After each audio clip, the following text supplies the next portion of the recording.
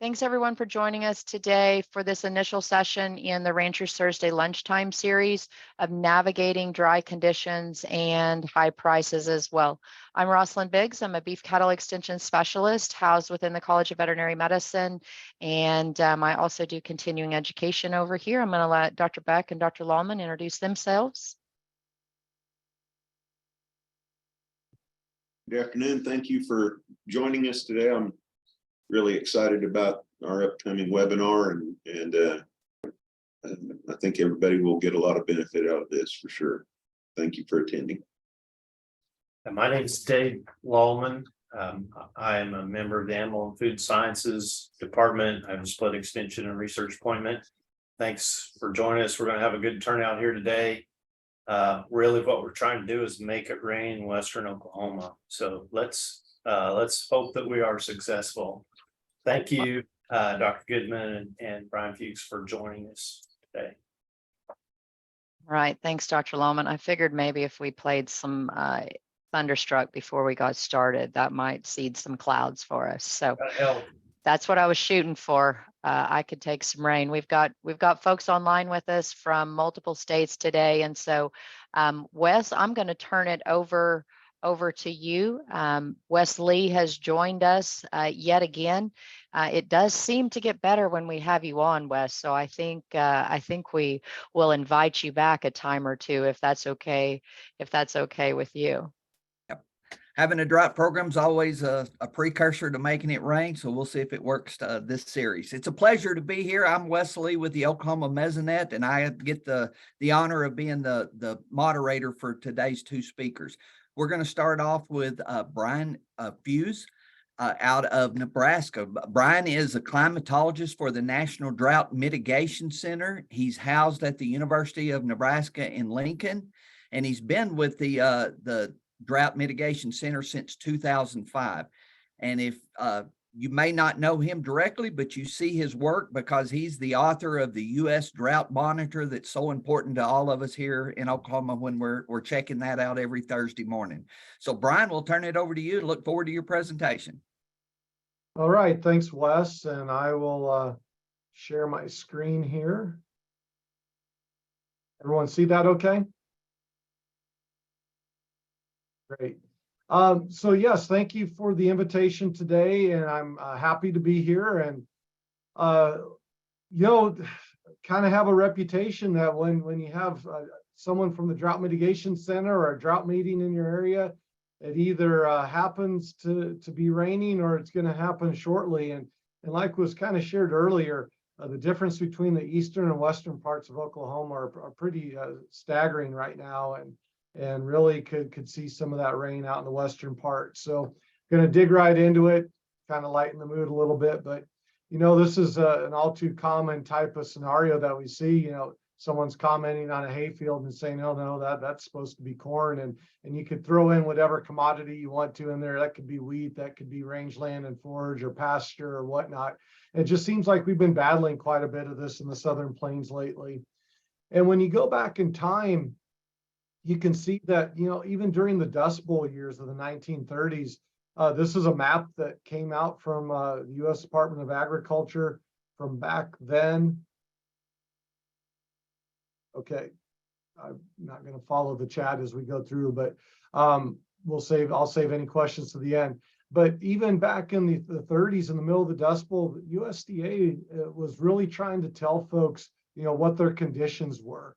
And it happened to take, 60 years later before we had a U.S. Drought Monitor map that, comes out every week. And we're really looking to see what we can do as far as assessing drought. So again, here's this week's map hot off the presses. And you can see that still the central to southern plains is really what I would call the epicenter of drought.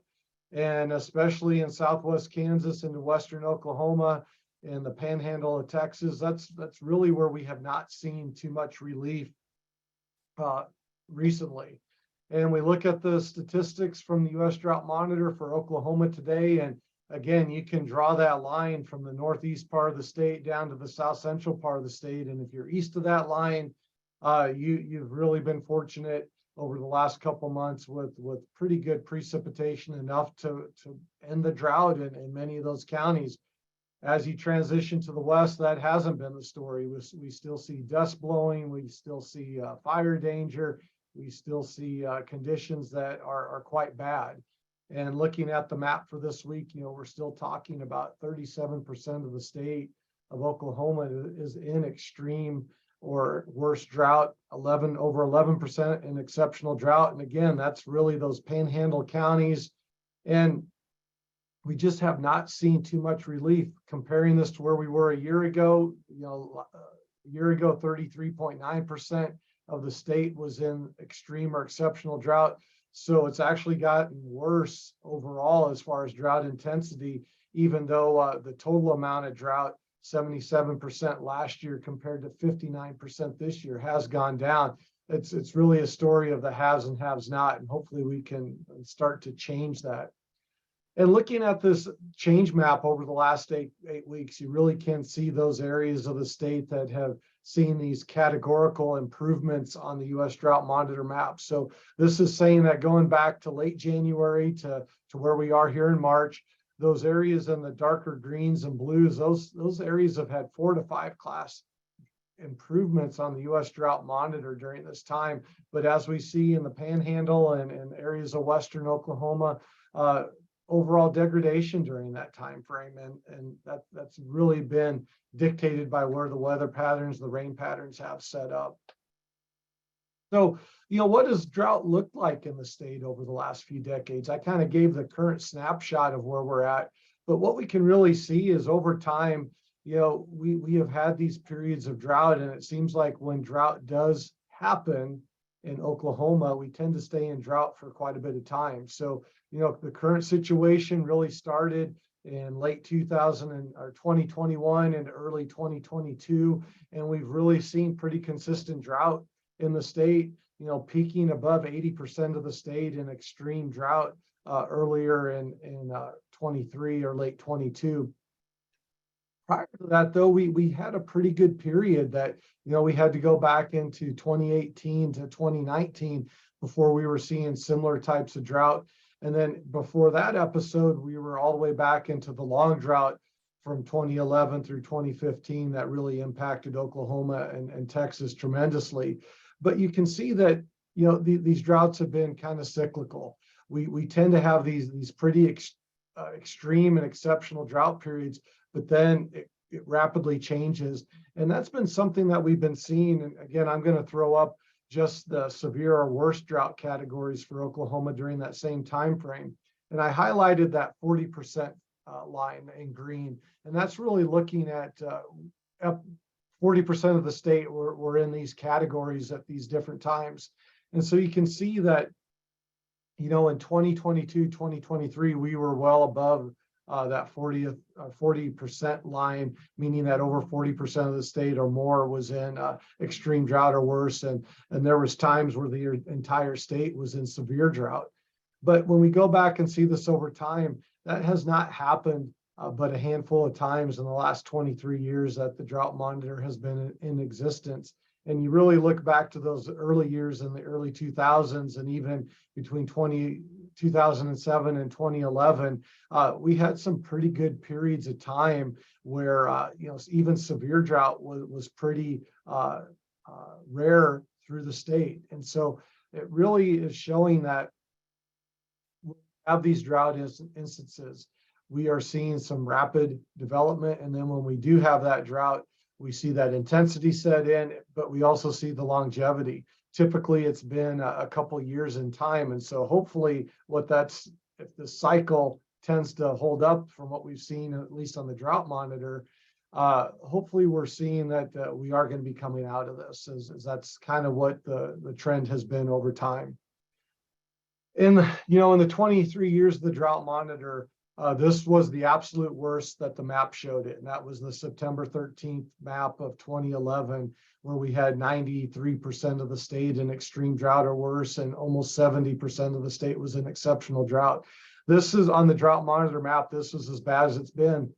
And the thing that it's interesting to look at is when we compare it to the peak of this current drought, So this is where the current drought peaked, was last fall in October. This was statistically on the drought monitor where most of Oklahoma was being impacted. But when we go back and look at between these two, not only are we seeing that some of these same areas tend to be in drought, and that again is in the central to western parts of the state, but we also see that some of these areas have also had that exceptional drought more than a handful of times during these periods. And again, this is just comparing these two drought events against each other, and we can see some similarities between them. What's currently going on in the region, and just a couple snapshots of some of the pasture and rangeland conditions. The one on the left is from 2011. The one on the right's more current. But looking at rainfall again, we have that gradient that starts in the northeast part of the state down to the south central part of the state. And this is just looking at the calendar year. So for the year of 2023, some of these areas, and especially in the southeast part of the state, are 6 to 8 inches above normal during that time frame. But as we go into the central and western part of the state, just for this calendar year, we're seeing some of those areas that are 1.5 inches to 3 inches below normal already for this year. If we go back to the water year, that's kind of what I like to call the recharge year as well, where we see vegetation slowing down in its growth, and we're starting to put moisture back in the soils. And again, we look at these areas in the north central to western part of the state that since last October, we're seeing deficits of 3 to 4.5 inches. Some pockets is even worse. And again, in the east, it's kind of the flip side, that we almost see double of that on the positive, where 6 to 7 inches of precipitation above normal during that time frame. So we really are in a quandary across the state of Oklahoma, where we have some folks that are seeing some of this relief, seeing the drought going away or easing, and then others, they just not have picked that up. And that's even going back to last fall. And we throw in some of the above normal temperature conditions, and we also throw in some of the windy conditions. And that does present quite a few challenges for those in the cattle industry, especially, and also those that are trying to get a wheat crop growing. Going back and looking at the last year, quickly, some of those precipitation patterns, and the one that stood out to me was kind of in the southeast part of the state to the south central part of the state.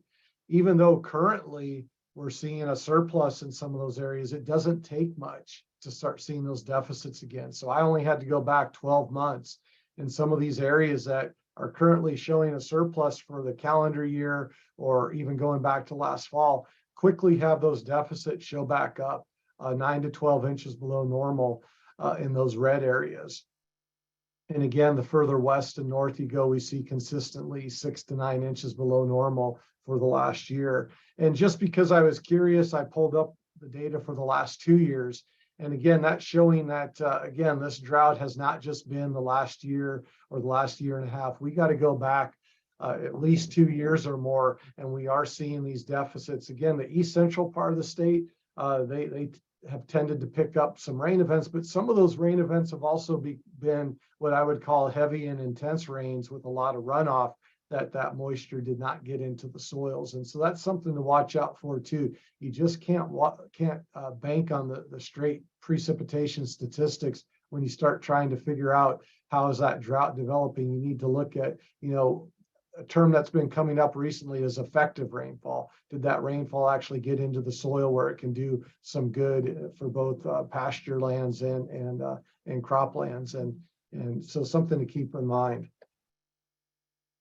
Well, looking at soil moisture, this is an ensemble soil moisture model that takes the output of several different models and puts them together.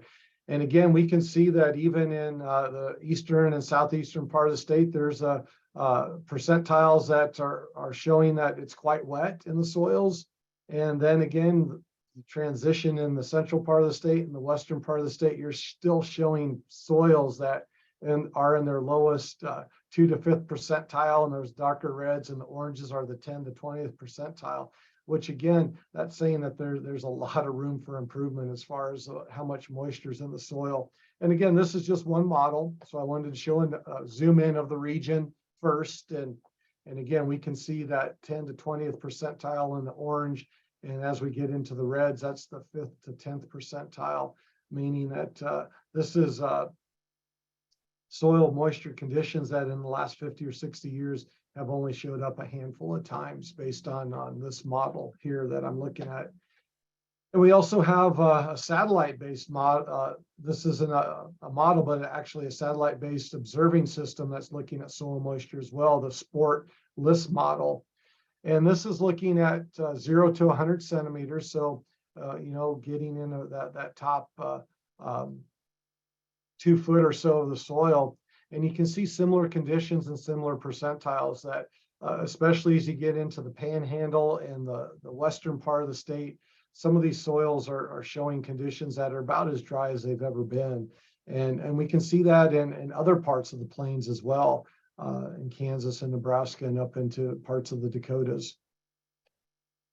And we look at the 3-month difference. So basically this is taking that model and showing how it has changed as far as just soil moisture conditions and that 100 centimeter column over the last 3 months.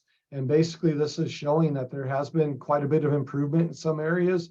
And even in some of the areas that are showing up in green, there's been, even though they're showing up as being kind of bad right now, there has been some improvement. So even as bad as some of these soils are still showing up as far as moisture and their holding capacity, it has slightly gotten better, at least over the last 3 months in places.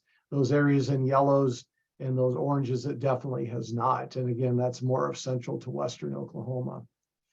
And looking at the vegetation health, I guess this really shows it for this time of year. Again, we're just starting to get some green up. And for those areas that have moisture, that's been more prevalent.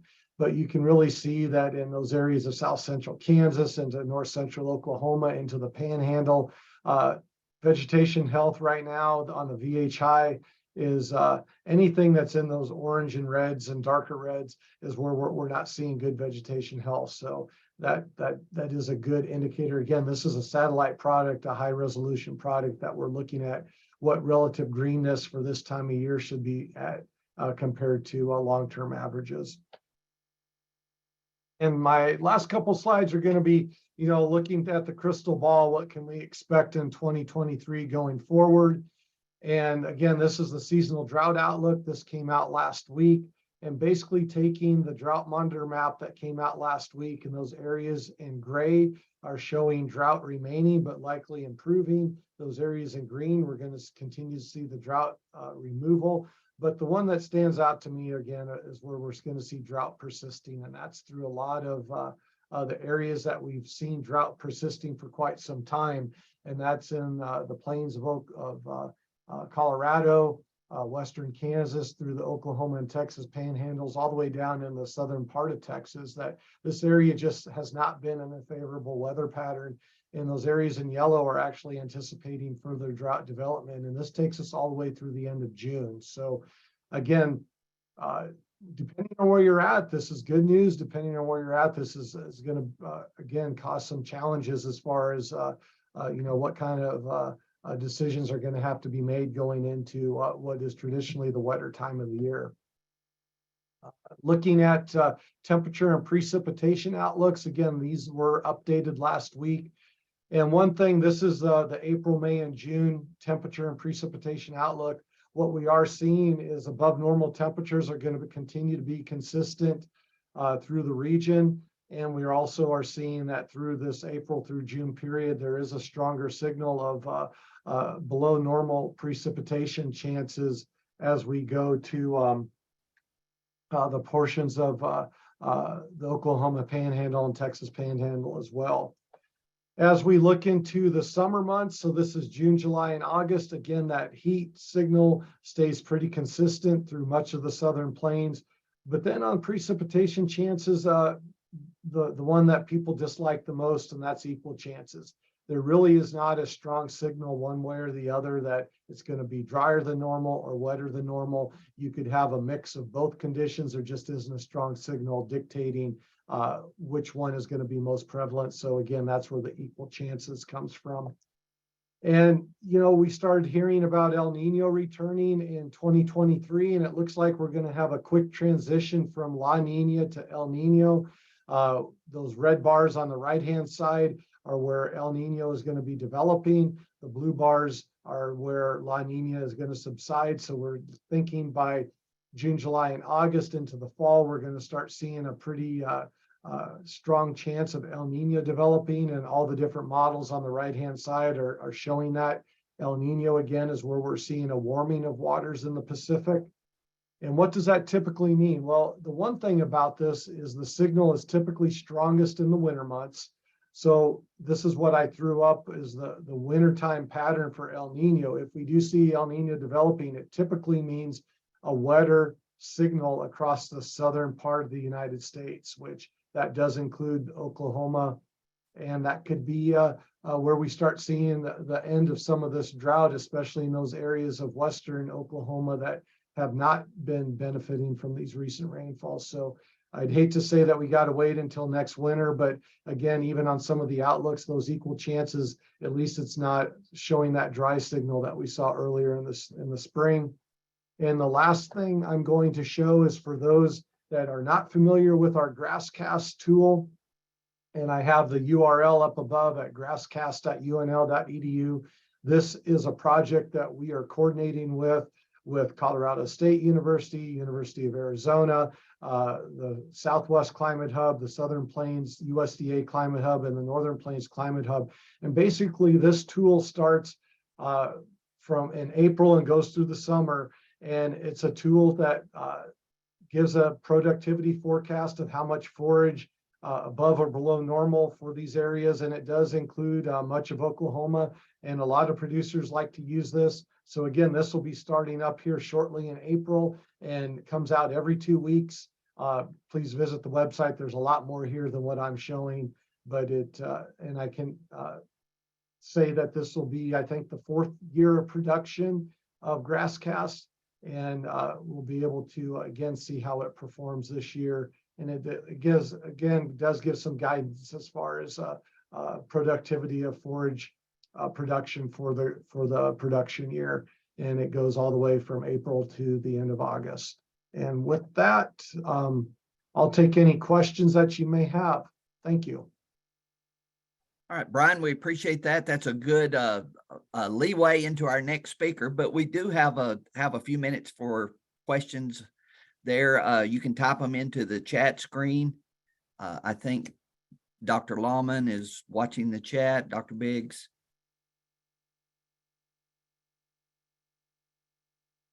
Not seeing any questions just yet, Wes. However, we certainly want those questions for Brian, and encourage, if you've got a question, put those right in the chat or the Q&A. And Brian, can you hang on with us, or do you need to depart? I feel like I remembered you having another commitment.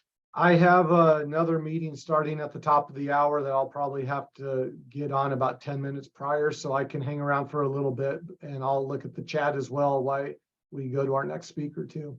That sounds great. That sounds like a great plan. So be sure to, we put the grassland productivity forecast, we put that link in the chat for everybody if you didn't catch that. And of course, if you've got questions, as a reminder, you can put those in the chat or the Q&A. Appreciate you, Brian, so much for joining us and hanging on with us. We do have one question that had just popped in. So Wes, I'll let you ask that one if you can see it in the chat. Yeah, question from Jack Wallace there. Just disappeared. Is there any consistent cyclicity in the El Nino and La Nina phenomenon? Yeah, what I've been seeing recently is we don't have a lot of analog years to compare them to. There just isn't a lot of examples because the data don't exist. Basically, it's monitoring the ocean temperatures, and that data set is smaller. And what we're also seeing is, we do have, I showed the one graphic of what we anticipate what a El Nino winter would look like. And they do tend to go in some cycles. And typically when you transition from one, you go into the other. We don't have a lot of neutral years anymore. So that would be part of that cycle. But we're just coming off 4 straight years of La Nina. And even this last La Nina winter behaved more like an El Nino winter for much of the southern US and western US as well. So not only do they have to act like previous events, but they sometimes are even acting opposite of what we are anticipating. So again, it's guidance for longer term outlooks, but again, it's not gospel by any means. And I know at the Oklahoma Mesonet, we have some data going back looking, there's different strengths of El Nino years. And so some of those milder El Ninos don't necessarily turn out too well for us in parts of Oklahoma. So hopefully we'll have a weather pattern coming up. So Brian, when do we normally change now, like today, when the cold fronts move through and we're getting rain on that I-44 corridor and south for us, like we've had the last 2 or 3 months? When do we change, say, seasons or months when we start to get a different pattern that might impact those other counties? We're close. I mean, I think everyone's been aware of the active weather pattern impacting the west coast of the US, and that really showing that there's been more of a northerly track to some of those systems. As that starts to transition more into spring, and okay, we're almost in April, so it's going to be pretty soon. We're going to start seeing more of those typical Southern Plains springtime storm events, more convection, more thunderstorm activity, instead of just these cold front passages that are bringing up some of these rain events. We've had some thunderstorm activity, but that will definitely start ramping up as we transition over probably the next 2 to 3 weeks. Well, I don't see any more questions as of now on the chat, but Brian said he would hang around for a few minutes, so you can still enter that question into the chat if you have something that you want him to try to answer before he has to leave us. Brian mentioned Grasscast, so our next speaker is going to be Dr. Laura Goodman. Dr. Laura Goodman's with our NREM department at Oklahoma State. She is an associate professor and an extension specialist for Rangeland Ecology. Today, she's going to visit with us about our upcoming grass forecast, and I think specifically maybe the Grasscast product. So, Dr. Goodman, we'll turn it over to you. Okay, thanks, Wes. Yeah, so I'm going to talk about Grasscast and one other tool that we have now that can help us with kind of identifying what might happen in the growing season that's coming. And so the system that I'm going to be, addressing today is native pastures or rangeland pastures. So I don't have information for, any of our crops or anything, but I will be hopefully providing some information that you can use for your rangeland pastures that you're grazing. So I'm going to talk a little bit about what rain is most effective for these pastures. When are we the most concerned about whether we're receiving rain or not? I'll talk about these different decision-making tools that we have now available, and then just some management to kind of help maximize that productivity going into drought, during drought, and coming back out of drought. So in Oklahoma, on our native pastures, most of the plants that are growing there are warm season grasses, and that's what's making up most of the forage that we're using for our cattle. And so those plants really don't start growing until our average temperatures exceeding 60 degrees Fahrenheit in the spring. And so here you can see in different parts of the state, depending on where you are, what months are the most important. And basically May, June, and July is when most of our forage production is happening. Now, I'm not saying that none of the winter precipitation, that's helping with our soil moisture, but most of this grass is growing in those months. And when we miss out on our rain that's coming in those months, we end up dropping productivity pretty drastically. About 70% of the production in these pastures is typically happening before August 1st, kind of no matter where you are in the state. And so there's kind of some key times during the year when we want to be thinking about what we have growing in the pasture and looking at what do the forecast for these pastures look like. And so the first tool I'm going to talk about is called the Rangeland Analysis Platform. We'll talk about Grasscast next. The Rangeland Analysis Platform is a tool that was originally developed to help people identify if woody plants, if trees or shrubs were taking over their pasture. And so it's also using satellite imagery, and it will give you, you can delineate your pasture and then look at what the cover of different plant groups are. So perennial grasses and broadleaf plants that are growing back every year, annual plants, bare ground, shrubs, and then trees. But a new tool that they added recently is the Production Explorer. And the Production Explorer actually gives you a biomass estimate for how much of that perennial forage you're growing in your pasture.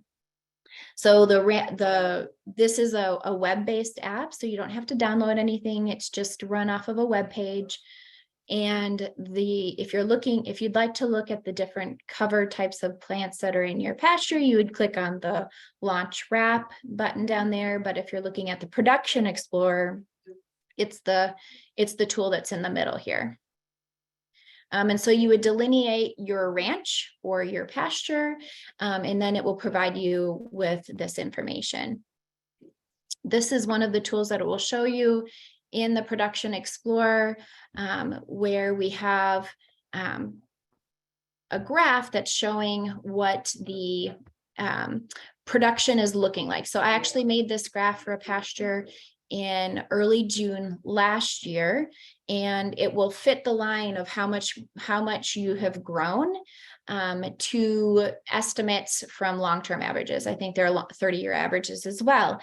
And so you can see here that the bottom line is, growing 50% of normal. The second line is 75% of normal.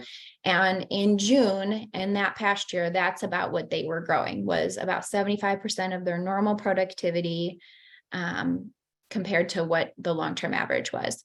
Then there's the 100%, which would be just your average productivity, and then above average at 125 or 150. And so using this, you can go back in there and check and see about where am I in the production relative to what I would historically produce in this area. And again, this is created every 2 weeks. It's updated every 2 weeks. Here we have what the Grasscast looks like. This tool also gives you an estimate of how much above or below normal your area will produce. It's on a 6 mile by 6 mile grid. And so you can zoom in to your property and find out what the estimate of production is. It's updated every 2 weeks, and it gives you this percent of change in production. And so the light green areas are normal production, and then anything blue is going to be above normal, with the darker blue being, much more production than normal. And then the yellow to orange and red are below normal production. What did I do? One last thing. It's really best to check this I like to check it in kind of June. If you check it in May, it can be a little bit difficult, although now that we know what they have at the Drought Mitigation Center, what they're thinking is likely to happen, can help us to figure out which of these maps is likely to be what we are going to have occur in our ranches. This is what it will give you. It will give you 3 different maps. The left one is if you receive above normal rainfall from when you have checked the Grasscast until the end of the growing season. The middle map is what if you receive normal rainfall from when you check it till the end of the growing season. And then the right one is if you receive below normal rainfall until through the end of the growing season. So you might say, well, why would I want 3 maps? Well, regardless of what happens in some of these counties, you have orange color no matter what happens. You have orange or yellow. So we know that there would be decreased productivity, even if you had above normal rainfall in some of the counties in Western Oklahoma. And then with some of these counties, they're that green color, that average production, regardless if you had above normal, normal, or below normal. And so those can help you to make decisions earlier in the summer as far as, okay, I can probably stock with the normal number of animals that I graze in this pasture, or I'm going to have a 15 to 30% reduction in production. I need to, destock to the same amount. So if I have a 15% reduction in production, then I need to destock by 15%. And so this can be really useful to actually figure out what's going to be happening for the rest of the summer. And you can, make those decisions earlier in the year rather than waiting towards the end of the year. Like Brian said, this is housed at the UNL webpage. I hope this at grasscast.unl.edu. That's where the Drought Mitigation Center webpage is housed. And that's where you can find the Grasscast tool. So there's different things that are used to create the estimates for the Grasscast. They're using observed weather and forecasted weather from NOAA. They're also using estimates of evapotranspiration. How much are the plants using? How much humidity is there? How green are those plants? How much are they actively growing? And so they have satellite imagery with NDVI tracking the greenness of those plants. Are they growing? Are they dormant? What's happening with those plants? And then also there's they've measured productivity and they're using data that's been measured by different natural resource agencies and using that to model when we get this much rain, we know that we produce about this much in this region of the state. And so those different things combined together allow us to give a pretty good estimate of how much production we will likely get in a given area when we get a certain amount of rain at a certain time of year.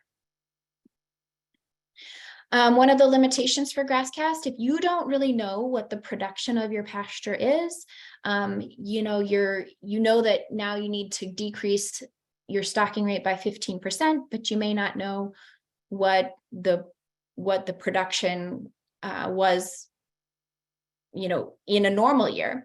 So one thing that you can do is actually look on the webpage and click on this historical productivity and look at what the estimate of productivity would have been. There's some data in there that's been collected and that you can look at those productivity estimates. But one thing to keep in mind is that most of these places that were sampled they were sampling in areas that there wasn't tree cover.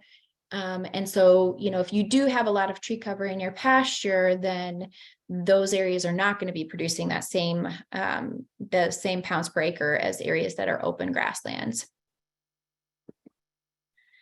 Things to consider for minimizing drought impacts on pastures are always be thinking about conservative stocking. And so when we're talking about how much use we can have on a pasture, we really want to try to leave at least 50% of that plant biomass, the weight of that plant remaining there, regardless of if it's the summer or the winter. I get a lot of questions about whether you can graze a little bit harder in the winter after your first killing frost. And the answer is, yeah, the plants aren't being as impacted by it, but you do have to think about the buds on those perennial plants are all housed in the crown of the plant at the base of the plant. And the buds that have developed the year before are the ones that are going to grow your leaves the next year. And if you damage a lot of those buds, you're going to have less leaves. And so that's something to consider with that winter grazing. We know that when we graze conservatively and we're stocking, our stocking matches our productivity, that we have the lowest reduction in production during drought.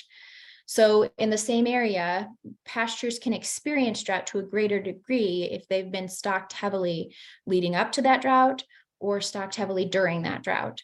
Another thing to consider is that recovery happens most quickly on pastures that have been conservatively stocked as well. And so those plants will respond quickly and be able to use that rain that they receive most effectively if they haven't been grazed down really, really short during that drought. So when we talk about stocking rate, traditionally we went out and measured stocking, or we measured forage production by going and clipping. That's really the best way to do it on rangelands with so many different plant species and different heights and different productivities. It's really difficult to gauge how much production we get using other approaches. And so clipping is the approach that we've always done. Here's some pictures from some cow-calf boot camp participants measuring productivity at a boot camp last fall.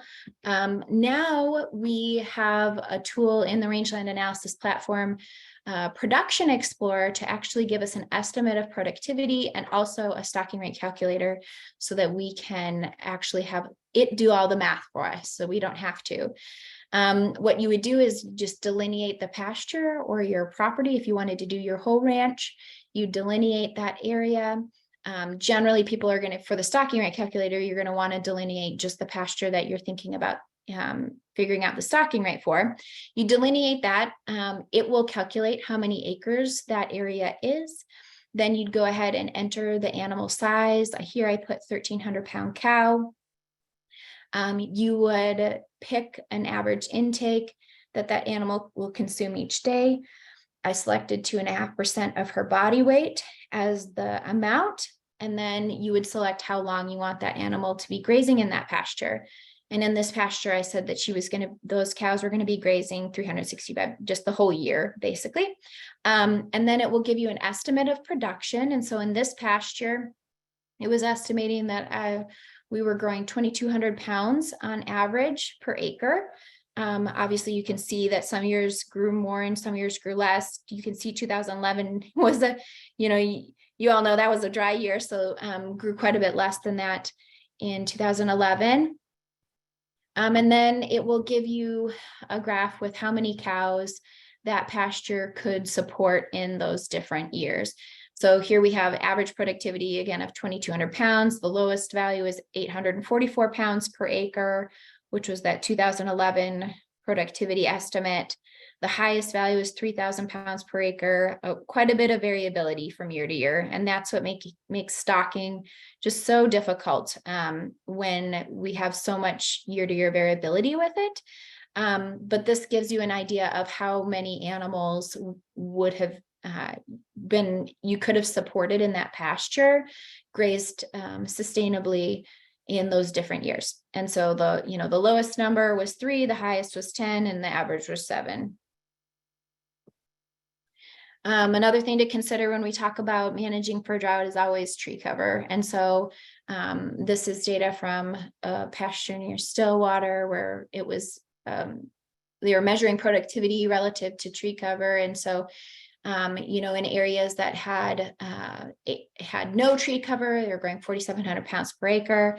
In other areas, and in that area, annually it would take about 8 acres to support a 1,000-pound cow. And so you could have 10 cows on an 80-acre pasture versus an area that had 80% cover, was only growing like 1,300 pounds annually. It would take 27 acres to support a 1,000-pound cow. And so then you would only have 3 cows on an 80-acre pasture.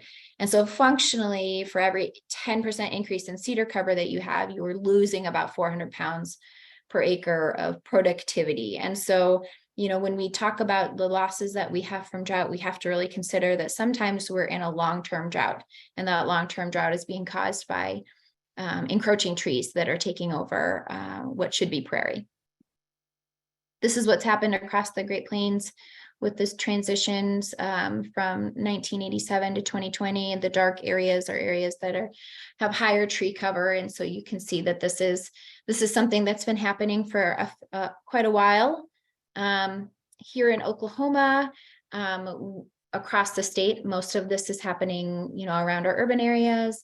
And so we've had pretty significant losses in 2019. 4.4 million tons are lost just due to trees, and that's equivalent to 7 million round bales and enough forage to support 197,000 cows year long that weigh 1,200 pounds. The long-term loss from 1990 to 2019 is 76 million tons that was lost. And so, it varies by county to county, but just be aware that that could be something that's happening in your pasture, and a way to prepare for drought is make sure that it's not happening in your pasture. Make sure that you're maximizing your forage production by not allowing those trees to take over the pastures that you do have.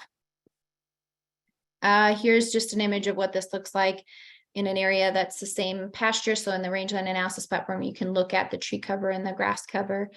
This prairie pasture that's on the left, these pastures were just kitty corner from each other. And that prairie pasture had very low tree cover, only 14%, while the woodland pasture had 61% tree cover. And you can see how that impacted the production of that pasture, with 3,300 pounds per acre in the prairie pasture, and the 1,000 pounds per acre in that woodland pasture. So just something to consider. This can cause a long-term drought in your pasture, regardless of what's happening with rainfall. And one last thing just to consider is how we're managing these trees. So we have trees scattered across this pasture. It doesn't really look like much of it's being taken over, but we know that the female trees are actually spreading seeds over 26 acres that surround each tree. And so once those trees reach 6 years old, they really are producing a fair amount of seeds by that point. And as they mature, they can grow up to 1.5 million seeds in a year. So something to consider. And we just need to think of strategies to make sure that we're killing these trees, and killing the trees that are scattered really saves the most acreage versus killing the trees that are all in one bunch together. So a lot of this will take partnering with neighbors, to control trees, especially trees in fence lines and stuff, because we are likely impacting our neighbors with our trees. And so we need to be considering how can we control those and have that similar goal of keeping our pastures really productive. With that, I just want to share that we are on Facebook, Twitter, and Instagram at Oklahoma Lands. You can find us there. This is my email. And of course, we have lots and lots of fact sheets on the extension webpage about different ways of controlling trees and grazing management and all sorts of things there. So if you're interested, you can check us out there. With that, I can take any questions. Dr. Goodman, we do have a couple of questions already in the chat feature here. Everybody else, if you'll enter in any questions you have, we'll see if we can get them answered. Again, from Jack Wallace, in those areas where the rainfall doesn't make any difference, is that because of subsoil moisture? I believe that being on the Grasscast product. Yeah, it could be a couple of different things. Especially also if I can't remember what time of year I did that Grasscast. I can't remember if it was later in the year. If we get later in the year, then that rainfall doesn't matter that much. We usually get a little bump in August and September with our rain. With most of our warm season native grasses, they're already starting to head out. Our Indian grass heads out a little bit later, but most of those, they're not going to grow a whole lot more leaves if we receive more rain. And so we're not going to get a big bump in production at that point during the year. I'm not sure if I answered that well, but if not, we'll let Jack chime back in with another text. Dave, Yeah. do you want to ask your question, or you want me to read it here? So Go ahead, Wes. all right, from Dr. Lawman, does the stocking rate calculator use 25% harvest efficiency, or is it 50% take half and leave half? So does it assume that the cattle will actually consume half of the 50% forage? It's using a 25% harvest efficiency. Yeah, so it's I think there's also some options in there. I think you may be able to tweak that a little bit, but so when we try to leave half, when we're trying to leave 50% of the grass remaining in the pasture, the grass weight remaining in the pasture, we know that if we say that other half is all going to go into cattle, that we'll end up using more than 50%, because of course there's some leaf material that gets back incorporated into the soil that's helping with our soil carbon. There's some leaf material that's blowing 3 counties away. There's some wildlife consumption of some of those plants too. And so when we're trying to leave half, we're actually only estimating that 25% of the total pounds per acre are going into the cow. So like a 4,000 pound per acre pasture, 1,000 of those pounds we get to claim for our livestock, and then 1,000 lost to the environment, and 2,000 is staying there on the plant. Okay, we have another question in the chat from Kevin. What's the biggest threat to grass production? Loss of light due to tree canopy or loss of water due to trees consuming groundwater? That's a good question. So it actually depends on where you are in the state. So in the eastern side of the state, the shade, I would say that the shade is probably the biggest issue in most of the state.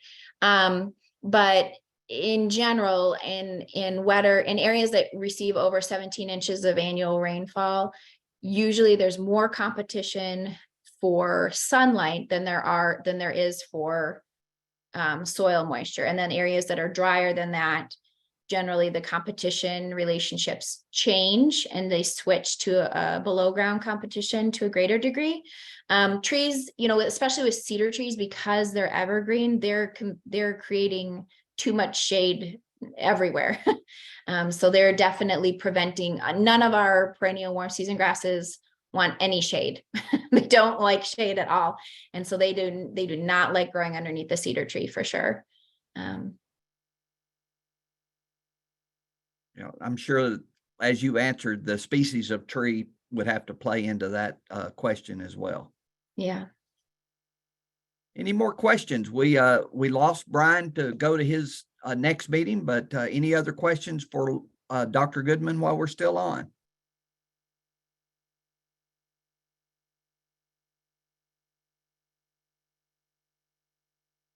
Wes, I'm not seeing any in the chat or the Q&A. Dr. Lawman's been kind enough to, now I took it down. He's tricking me here. Talking a little bit more about our upcoming session with this particular series. Of course, next week we are anticipating, our topic is going to be using warm season annual grasses to restore hay and grazing inventory with James Rogers from North Dakota State, as well as Paul Beck, one of our friendly faces here on the Rancher series. You can take a look at what we're anticipating as we go along in this series. And I certainly want to give thanks to everyone that has joined us for today's sessions. As a quick reminder, last week's kind of emergency session. I don't know if that's the right title, Dr. Beck, or not, but well, let's call it emergency session since we were talking about bloat.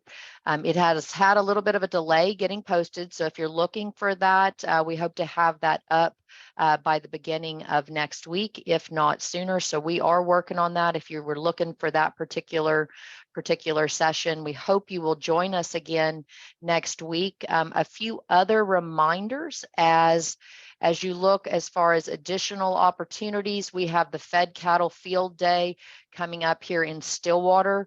That's on Thursday, April 27th. And if you are looking for that more information, that's a partnership between OSU Extension and the Oklahoma Cattlemen, and specifically the Cattlemen's Foundation. So you can find more information on okcattlemen.org. We also, if you're looking for an event in the Purcell area, April 6th, we have the Oklahoma Beef Cattle Summit coming to Purcell, and more information can be found from the McLean County Extension Office.